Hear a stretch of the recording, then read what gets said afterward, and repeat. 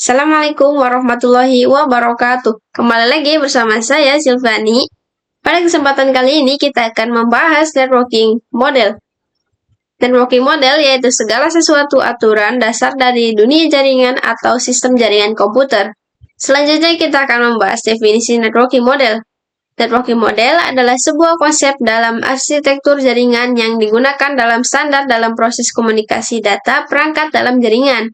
Selain menjadi standar networking, model ini juga memberikan paduan tentang bagaimana data dikirim, diterima, dan juga diproses dalam jaringan. Sebelum networking itu ada, setiap vendor membuat atau memiliki networking modelnya masing-masing. Jadi sebelum networking ditentukan, kita pasti memiliki aturan. Minusnya adalah pada sebelum ditemukan networking model, kalau vendor ini membuat atau memiliki aturannya masing-masing, dan karena setiap vendor memiliki networking model yang berbeda, maka komunikasi antar vendor sulit dilakukan. Jadi, usaha untuk membangun suatu jaringan komputer yang sangat besar itu akan sulit. Kalau misalnya ingin bergabung atau menghubungkan vendor kita dengan vendor perusahaan yang lain itu akan cukup rumit. Karena kita harus mengikuti standar atau aturan yang ada di perusahaan lain, sedangkan perusahaan kita memiliki aturannya sendiri. Oleh karena itu, dibuatlah standar atau spesifikasi minimum oleh ISO atau International Organization Standardization, yaitu suatu lembaga atau organisasi pada tahun 1984 dengan nama OSI. Setelah ada permasalahan ini, maka timbullah sebuah standar yang diterbitkan oleh organisasi ISO ini yang diberi nama OSI, yaitu Open System Interconnection, atau bisa juga disebut dengan OSI 7 Layer Model. Jadi, jika permasalahan tadi memiliki aturan yang berbeda-beda, maka ISO sepakat membuat sebuah aturan yang harus diikuti oleh vendor-vendor lain dalam membuat sebuah aturan. Selanjutnya kita bisa lihat di sini perbedaan sebelum kita mengenal networking model dan sesudah mengenal networking model. Kita bisa lihat bahwa di sebelah kiri itu sangat tidak karuan atau tidak tersusun. Selain itu juga vendor memiliki aturan yang berbeda-beda, dia juga tidak akan tersusun yaitu berantakan, sehingga terjadinya tabrakan data dan hal lainnya. Dan sebelah kanan ini setelah networking model itu diterbitkan. Kalian bisa bandingkan di sini sudah tersusun dengan rapi, tapi di sebelah kiri itu masih berantakan. Jadi ini tuh sangat memudahkan kita karena di sini sudah tersusun dengan rapi. Selanjutnya, networking model itu ada dua. Pertama, networking TCP/IP model. Ini lebih less formal dibanding OSI. Jika tadi ISO itu menerbitkan networking model yang bernama OSI atau Open System Interconnection, jadi TCP/IP ini seperti upgradean dari OSI layer. Karena dua teknologi jaringan ini semakin berkembang, jadi para perusahaan atau para organisasi terus berkolaborasi memperbaiki sebuah sistem untuk mempermudah teknologi manusia ke depannya. Jadi setelah memiliki OSI karena dibilang cukup kompleks, maka sekarang OSI layer itu sudah jarang sekali digunakan. Digunakan hanya untuk kebutuhan edukasi seperti sekarang ini. Yang sering digunakan itu TCP atau IP. Kenapa OSI jarang digunakan? Yang pertama, lebih kompleks dan TCP/IP ini model yang dibuat lebih ringkas dan lebih singkat. Kita bisa lihat aturan di sini kalau OSI model layer itu memiliki 7 layer. Sedangkan TCP/IP ini sudah menggunakan 5 layer. Jadi seperti TCP/IP itu upgradean dari OSI layer. Makanya sekarang lebih banyak digunakan itu yang TCP/IP dibanding OSI layer. Walaupun jarang digunakan, tapi kita juga harus tetap mengetahui model OSI layer ini karena TCP/IP itu upgradean dari OSI model. Jadi sebelum TCP/IP itu OSI layer dulu. Makanya kita harus mengenal dulu OSI model dulu. OSI model itu dikembangkan oleh International Organization for Standardization, ISO, sebagai kerangka kerja untuk menghubungkan sistem yang berbeda dalam jaringan. OSI model memecah proses komunikasi menjadi 7 lapisan, dari fisik hingga aplikasi, untuk memberikan standar komunikasi yang konsisten. Jadi fungsi atau manfaat dari networking model itu adalah untuk memberikan aturan untuk menstandarisasikan seluruh jaringan komputer agar terpusat pada networking model. Selanjutnya, kita akan membahas TCP/IP model atau Transmission Control Protocol atau Internet Protocol.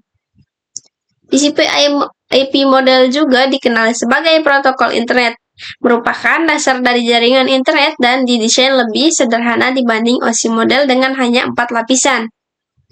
Sebelumnya kita sudah pernah bahas IP address. IP address juga bagian dari struktur yang ada pada TCP/IP ini. Pada TCP/IP juga ada 2, yaitu yang 4 lapisan dan 7 lapisan. Tapi yang sering digunakan yang 5 layer atau 5 lapisan. Model ini dibuat oleh US Department of Defense atau DoD. Model ini menggabungkan fungsi beberapa lapisan OSI ke dalam lapisan yang lebih luas. Jika OSI ada 7 lapisan dan TCP/IP ini ringkasannya, yang tadinya ada beberapa lapisan hanya ada 1 lapisan saja. Selanjutnya kita akan membahas cara kerja TCP/IP. Sebenarnya sama aja kayak OSI, yaitu yang pertama, mencegah data menjadi kecil. Cara pertama yaitu mencegah data menjadi paket-paket kecil sebelum ditransmisikan ke media lain, yang disebut dengan layer. Kedua, paket dikirim melalui router yang berfungsi untuk mengirimkan sekaligus menentukan rute pengiriman paket data. Ketiga, paket berhasil dikirim ke tempat tujuan. Jika paket sudah terkirim dan sampai di alamat tujuan, selanjutnya layer TCP atau IP akan menjalankan tugasnya masing-masing. Mulai dari penerjemahan sinyal menjadi data, hingga akhirnya disusun menjadi sebuah file utuh. Di sini kita bisa lihat ada pengirim dan juga penerima. Paket data ini sebelum diterima oleh penerima, ia akan melalui beberapa tahapan dari proses networking model ini. Dan di penerima juga tidak asal diterima mentah-mentah, tapi ada tahapannya. Cara kerja dari jaringan TCP/IP ini, dia tidak menerima secara langsung mentah-mentah, tapi akan memfilternya. Di sini kita bisa lihat kalau di isi ini ada beberapa gabungan layer dari OSI menjadi 1. Ada yang 4 layer dan ada juga yang 5 layer. Sebetulnya sama aja. Di sini kita bisa lihat perbandingan antara OSI, TCP/IP 4 layer dan TCP/IP 5 layer. Kalau di OSI itu ada 7 layer, itu dimulai dari physical, data link, network, transport, session, presentation, dan application. Tapi kalau di TCP/IP 4 layer ini, presentation dan application itu diringkas menjadi 1, jadi hanya cukup application. Begitupun transport tetap transport, network di sini menjadi internet, dan link dan physical menjadi 1, yaitu link. Jadi di TCP/IP 4 layer itu ada link, internet, transport, dan application saja. Untuk TCP/IP yang 5 layer dimulai dari physical, data link, network, transport, dan application. Jadi untuk OSI dan TCP/IP 5 layer, 1, 2, 3, 4-nya itu sama. Yang membedakan itu hanya application, presentation, dan session. Itu dia menjadi 1 layer yang tadinya ada 3. Jadi yang tadinya kita akan melewati 7 tahapan di OSI, tapi jika di sini kita akan cukup melewati 4 atau 5 tahapan saja. Selanjutnya kita akan membahas mengenai struktur TCP/IP model. Seperti yang kita ketahui, TCP/IP itu memiliki 4-5 layer. Tapi kita akan fokus di TCP/IP yang 5 layer, yaitu physical, data link, network, transport, dan application. Di sini kita akan membahas struktur TCP/IP yang pertama, yaitu application, yang merupakan gabungan dari application, presentation, session yang ada di OSI. Jadi, application layer atau lapisan aplikasi berfungsi untuk melayani antarmuka untuk aplikasi atau perangkat lunak untuk berkomunikasi melalui jaringan. Protokolnya setiap HTTP, FTP, SMTP, dan lainnya. Kalau kalian suka searching di Google atau YouTube, seperti ada yang ngirim link pakai URL, atau misalnya kalian di Google cari youtube.com, itu merupakan communication atau implementasi dari TCP/IP application layer. Communication process according to HPPT.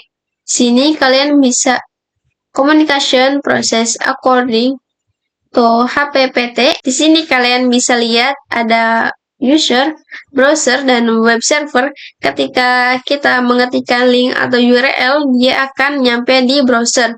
Di browser itu, proses dari application layer, dia akan mentranslate URL info menjadi HTTP request setelah merubah HTTP request ke web server. Selanjutnya kita akan membahas lapisan transport. Transport itu untuk mengatur pengiriman data dan memastikan keandalan komunikasi antar aplikasi pada host yang berbeda. Transport layer dibagi dua, yaitu ada TCP dan UDP.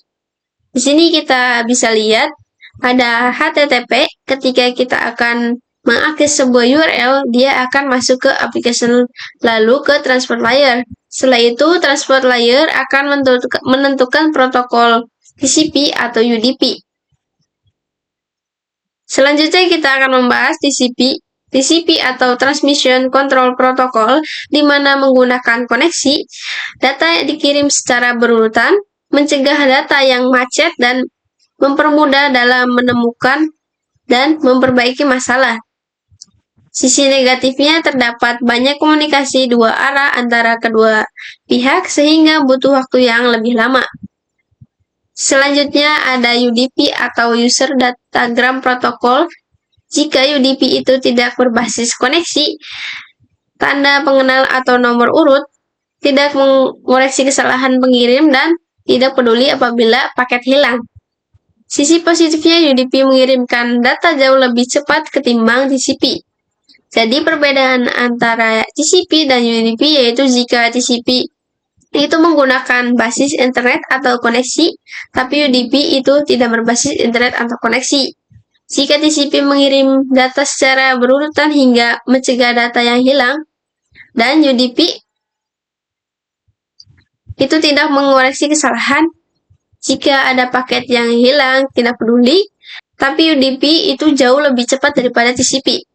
TCP/IP model juga lebih fokus pada fungsionalitas dan efisiensi dibandingkan dengan OSI model, dengan fungsi utama yaitu menyediakan standar komunikasi dalam jaringan dan internet, mengurangi kompleksitas dengan menggabungkan beberapa lapisan OSI, dan menyederhanakan protokol dengan hanya menggunakan 4 lapisan inti. Selanjutnya kita akan membahas network layer. Network layer atau lapisan jaringan merupakan proses di mana setiap perangkat komputer diberikan identitas berupa IP address. Pemberian IP address berperan sebagai alamat berguna untuk mengoneksikan sejumlah perangkat dalam jaringan. Selain itu, IP address juga dapat mencegah terjadinya kesalahan alamat ketika dilakukan pengiriman paket. Untuk net pro layer hanya terdapat satu contoh, yaitu IP. IP menyediakan dua fitur yang sangat penting, yaitu addressing dan routing, yang dimana berfungsi untuk menangani konektivitas dan memilih jalur.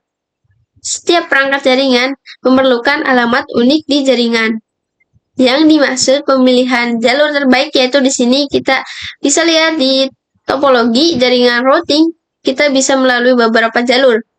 Misalnya di sini kita mau pakai PC yang paling pojok, itu kita akan melewati 4 router, dan fungsi router di sini adalah untuk menghubungkan PC ujung ke PC ujung dengan jalur tercepat.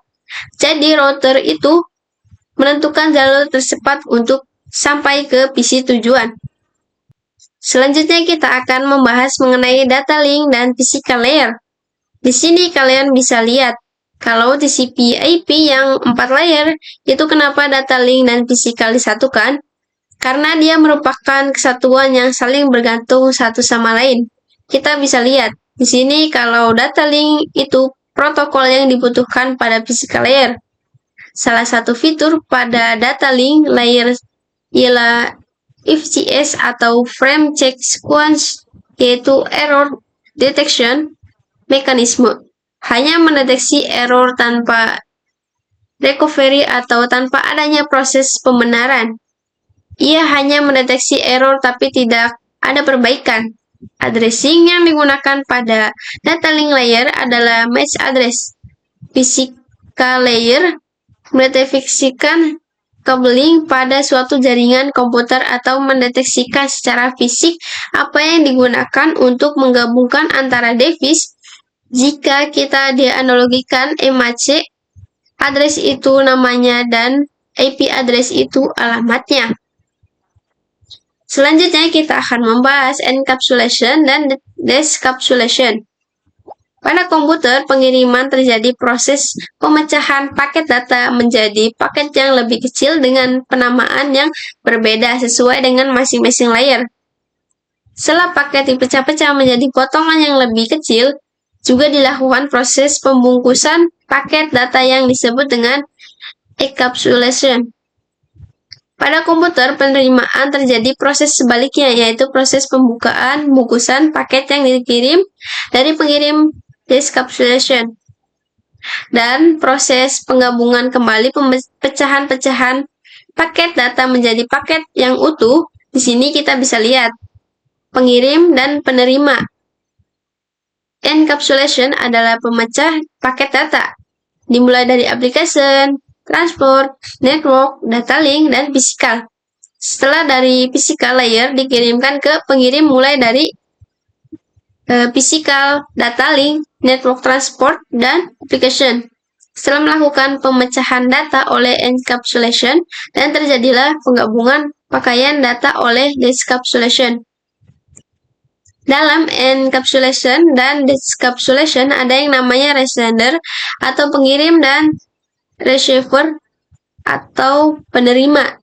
Kalau di dalam sender itu ketika kita mengirimkan sebuah data utuh nanti akan ada yang namanya proses TCP, proses application, network TCP atau UDP, penambahan header TCP, setelah itu data menambahkan IP dari network, setelah itu data TCP IP data link. Selanjutnya receiver itu akan mengirim pertama ada data link, IP, TCP, data, dan data link. Setelah itu ketika masuk ke dalam network akan membuang data link, hanya mengambil dari IP, TCP, dan data. Setelah dari network, dia akan transport hanya akan mengambil TCP dan data. Dan terakhir, aplikasi yang dia hanya mengambil data. Di sini kita bisa lihat nama pesan pada TCP/IP. Jadi pada TCP/IP itu memiliki sebuah nama dalam pengirim prosesnya. Pertama ada segmen, kedua paket, dan ketiga frame. Segmen itu terdiri dari TCP dan juga data. Paket itu terdiri dari IP dan data. Frame yaitu data dan perspectives on encapsulation and data.